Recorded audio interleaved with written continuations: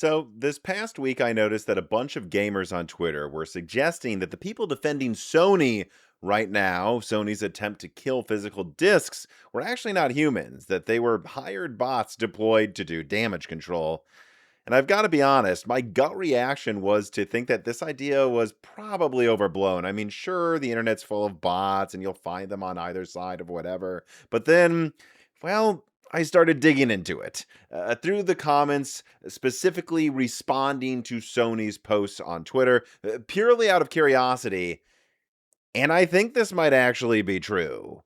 Now, to be clear about what I'm talking about, though, what I did is I scrolled and tried to find anyone fully defending an all digital, zero ownership future in the replies to Sony's tweets, or maybe Rockstar's tweets, or tweets that Sony's account reposts. So I'm not talking about like someone having a hot take on Twitter or a YouTube channel with a real person talking who's like, actually, I think the all digital future is inevitable. Those are not the people I am talking about. I am talking about someone that would bother to spend their time in these comment sections to Sony's tweets themselves, arguing with people saying we don't want to lose our discs. Again, it's not someone making a hot take somewhere or giving their opinion because they feel like they have to speak. It's this idea of, are there really people trying to do like counter protests to the people protesting every tweet and post a Sony or PlayStation account makes? And well, I went through, and it was actually very, very, very hard for me to find anyone defending Sony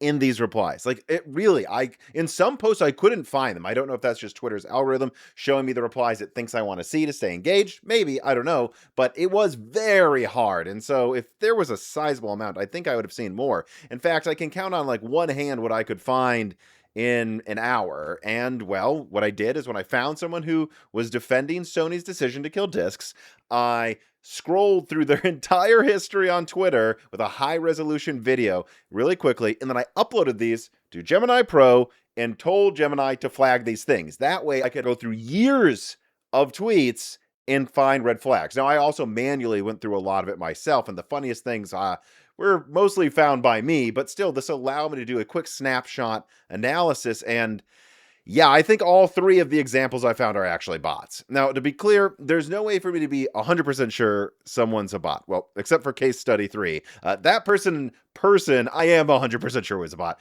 But I have to say that, right? You never know. Someone can speak in a way that looks bot-like and, whatever. And so I want to be clear that I can't be 100% sure. I basically have to just say that, to be fair. And I do not want anyone to go harass them, report them, or interact with these accounts. The point of this is not to call anyone out or cause harm or any stress to someone that could possibly be real.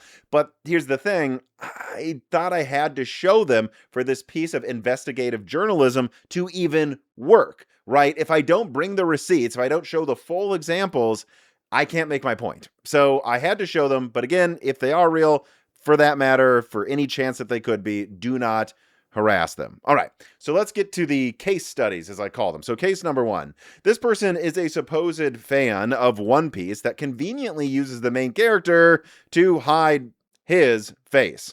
Of course, he is defending Sony's move to go all digital, and even somehow actually using the PS3 store shutting down as an example that the all-digital future is good. Yeah, that was a huge red flag to me that we should look into if this one is probably a bot. And if you go back, you can see that he has frequently been hyping up PlayStation stuff for a while now, but, well, this was the smoking gun for me. He pretends to be excited about a Wolverine ad being part of some deal to be shown before the movie The Odyssey in theaters this weekend.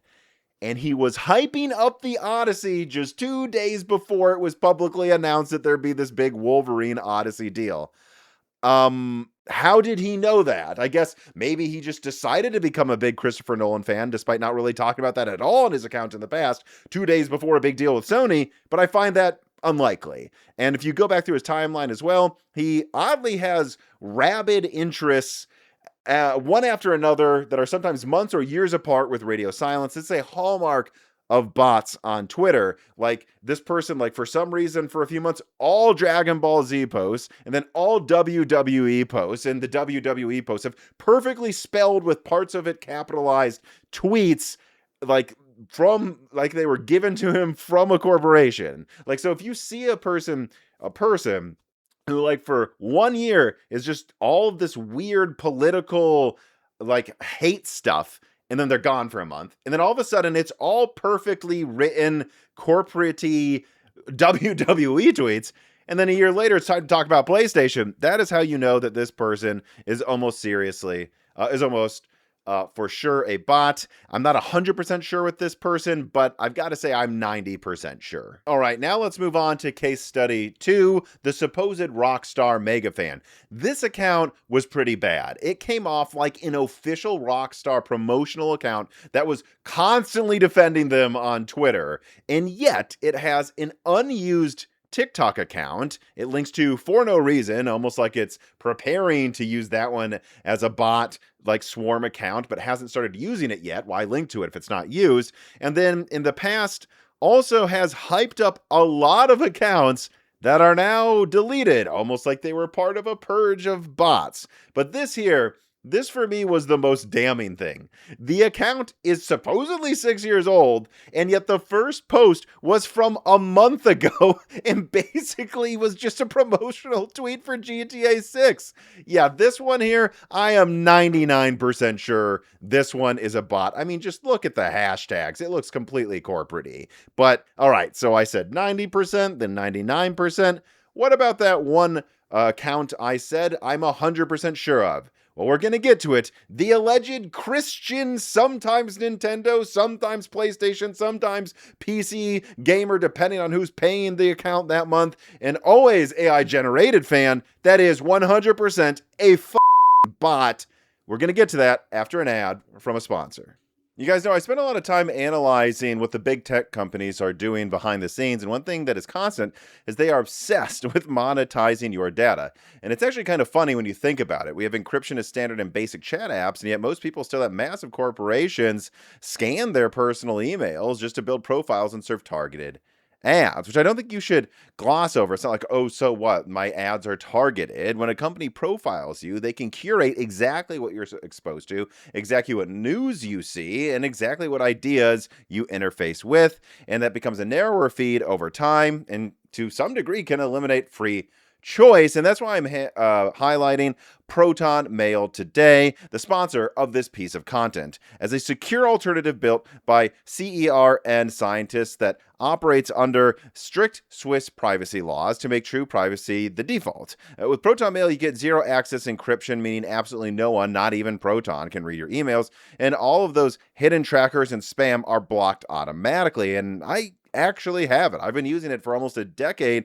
as a means to secure important files and data away from standard email addresses I use for work as well. And, a lot of my sources that reach out to me for leaks, they also use Proton Mail, and, well, I haven't seen any of them have any downsides to reaching out to me while they're using it. So if you're serious about your data, like me and many of my sources are, follow our leads and do the same. And if you think switching is too much of a hassle, their migration tool transfers your past emails, calendars, and contacts from old providers in just a few clicks. So take back your privacy and stop letting corporations exploit your inbox. Get your free Proton Mail account today by clicking the link below. Doing so is absolutely free. Clicking that link, setting up a free account, and doing it helps the channel a ton. So support Moore's Law is Dead by checking out a provider that I actually use, Proton Mail, for free today. All right, case study number 3. The Christian dad that says, life is so short that you should give up on owning games. No joke, a real tweet from this person. As usual, this month, this person, like the other accounts I've been looking at, was spent defending PlayStation, getting rid of disc, and hyping up GTA 6, like all of these accounts seem to be doing, by the way. In between, virtue signaling that he loves Jesus and his supposedly totally real human kids. Which, on a side note, you should see the horrific post this guy was making about subjects connected to politics earlier this year. I don't even think I can show them. Clearly bought to post political stuff back then. that I, as someone who was at least raised Catholic, find very unchristian and hilarious that now he's acting like, oh, why can't we just not argue after I just said all those horrific things? But anyways, there's red flags everywhere with this account. I'm not going to go through all of them, but I will point out that they were part of a boosting club. This is where like different bots find each other, powered by AI, and boost each other and follow each other so they look like they're real because they have a lot of followers, including boosting accounts that speak languages he supposedly does not speak. Very interesting to follow that account. And in fact, his first post was being part of a boosting bot club, and that's despite supposedly joining Twitter in 2023. So supposedly joined in 2022. So the person joins in 2022, nothing for 3 years. First act of the account is to start boosting itself up in other bots. I mean, and by the way, if you check a lot of those threads, a lot of the accounts on there have already been purged by Twitter. Yeah. It's bad. It's hilarious. This is clearly a bot, but here's really the funniest thing for me. There is this image he posted at some point to show that he's a real gamer dad who likes Ohio State. And let me just put up this totally real image here. Where do we begin? Well, first of all, I don't know what Ohio State fan would have a tiny little decal in a corner, and I don't really know what's going on with the weird toys going on below him there, but just look at that American flag. Clearly AI generated. Those aren't stars. Or look at the pizza, how it like turns into the cardboard pizza box. Or if you go onto the monitor, you can see that this is a Bizarro World, a basketball court with gibberish writing all over the place. And actually, this one here is probably my favorite part of it. The AI that made this image just kind of seemed to want to make his beer an Ohio State sponsored beer. That's really quite funny to me. Although not as funny as this AI bot trying to prove that he's real by posting a new profile picture of himself saying, "See, I'm real." And that picture isn't even the same person.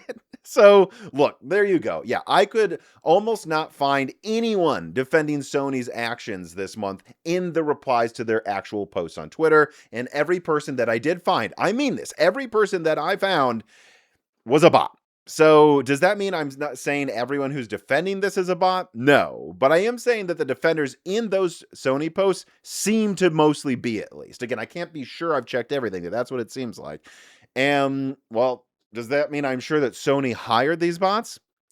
Well, of course, I'm not sure Sony did, but I will say that I noticed many accounts do seem to be like they're at least hired by Rockstar. Like there was a lot of these accounts are all about hyping GTA 6 and then defending Sony's all digital future. So if it's not Sony, I think it might be Rockstar. And if they did it, of course, they do it through intermediaries. So it's hard to prove because that would be such a PR disaster. But at the end of the day, and of course, also maybe these are just like Russian or Iranian bots getting ready to attack the American election later this year. And right now they're just warming up, trying to look like real people by arguing online about really the hottest debate in gaming this summer. That could be what they are. But this is what sticks with me. The hashtags look too perfect. If this is some like foreign government account warming up to mess with the US elections this fall, why are the accounts so perfectly tweeting like they're official promotional accounts for Sony or Rockstar? And frankly, the worst thing is, how did that one account know to start hyping up the Odyssey 2 days before the Wolverine deal with it? That's not a coincidence there. That means someone there knew something. And so if it's not Sony, I think it's Rockstar, but I think someone there at these companies through some intermediary way, hired a bunch of bots to make you guys feel like you're crazy for saying you want to own your games. And frankly, this right there, that's why it's hard for me to get excited for PlayStation 6 anymore. It's not really about the discs. You could convince me an all-digital future will be better. I've talked about it in previous pieces of content. It's just the way they're handling this PR crisis, the way they're treating this community. It tells me I shouldn't support them because they seem to hate their fans and are deploying bizarre methods of gaslighting when it would probably just be cheaper to give gamers what they want: ownership over things they bought. But here's the good news. I don't think this is working for Sony, and I don't think it's going to for a few reasons. First of all, it's blowing up days after my initial reporting, this story I'm bringing up now, that devs are having an issue with Sony because they pay for these slots or they lobby when a game's coming out to get a tweet from Sony around their release to promote their game.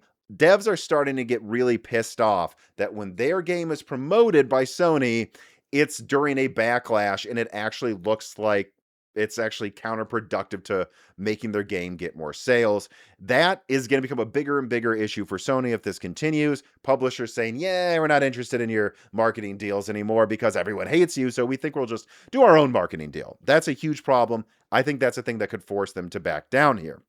But another thing here is the amount of comments, not just on Twitter, but just drowning out every PlayStation post on YouTube. And I think there is a misunderstanding here. I think people think that because there's less people per post commenting every day, that means gamers are losing steam and this isn't working. Wrong. It doesn't need to be 100,000 replies for this to work. Shit, it doesn't even need to be 1,000 replies for this to work. A 100,000 would be better than 1,000, but really all you need for this method, right? There's multiple ways to make this work, right? Making it feel like it's too risky for them to do this before they launch PS6, and on the one hand. On the other hand, also canceling PlayStation Plus and stuff, so Sony realizes they could literally just lose money short term over this. And then the third thing is just making it so their marketing can't work. Their marketing cannot work if almost every comment is an angry one saying PlayStation sucks. That means that the money they spent to drop something, to hype people up to buy something, actually makes people not want to touch Sony stuff. You only need most of the comments to do that for it to work. You don't need 100,000. You just need, when people see the first 10 YouTube comments on a video, it's all negative. And that's happening and that's working. And I'm sure Sony is taking notice of that. But that's the second thing. The third reason I think this is getting to a point where Sony's going to have to do something to appease gamers or backtrack on their decision to kill physical is that governments are getting involved. I'm not going to show all of them, but it's becoming very clear that there is going to be lawsuits in dozens of states and dozens of countries, and that a lot of politicians will see this as an easy political win from their constituents to do something like this. And if I'm Sony, I'm going to sit there and go, it's probably cheaper for us to just say people own things when they buy them digitally and to keep doing some degree of physical disc production for the foreseeable future. That's going to be a lot cheaper than fighting out a dozen court battles in a dozen countries for the next decade. And so keep it up. I actually think it's working. And winning this battle will likely set a precedence for Xbox, Nintendo, and Steam, all gamers, that when you buy something, whether it's physical or digital, you own it. And yeah, that's how scared they are. They're so scared they've resorted to hiring bots to gaslight you. You gonna let them win, gamers?